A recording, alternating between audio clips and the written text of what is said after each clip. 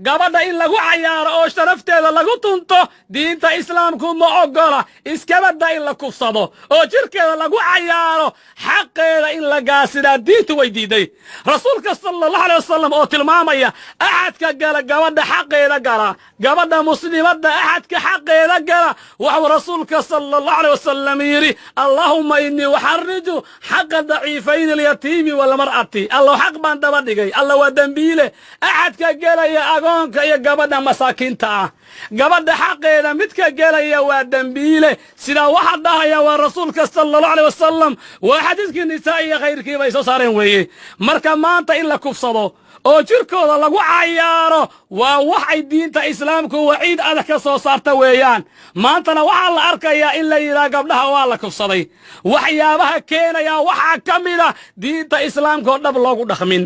waxa keenaya maanta maandooriyaasha oo meel walba dhooban calaqa iyo waxyaabaha taabuuga iyo waxyaabaha maanta la cunayo ayaa u noqonaya asbaab u noqonaya saacad walba waxaad maqli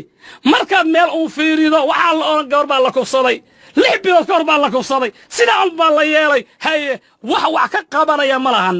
lianna ummaddu waxay wax ka qabataa markay allah kitaabkiisa dhab ugu dhaqmayaan laakiin ummad kitaabka ilaahay la laadiday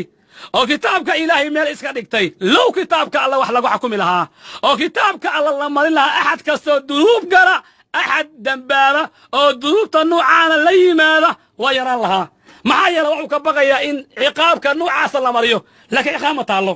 waxa la waa reebel umbo hay markaas oo la sidayn gabadhii xaqeedii lama hayo sida marka waxa weeye waxyaabaha ciqaabka uu noogu dhacayo ahad muslim oo la dulminayo oo dambi inta laga galo haddana laga sii soconayo la oranayo in hebel iyo wareeb inta xoga la fariisto waxuun xoga bacla soo shubto haye dibkaasna waa dibka maanta nahaya weeye sida haddaan rabbi uga baqin oo kitaabka ilaahay u laaban oo xaqa sida uu yahay mid walba dhaalim walba aan loo marin oo dhaalimka waxa way cadaabka aan la taabsiinin oo dibka uu geysta aan la dhadhansiinin dibka warigi ma laga baxayo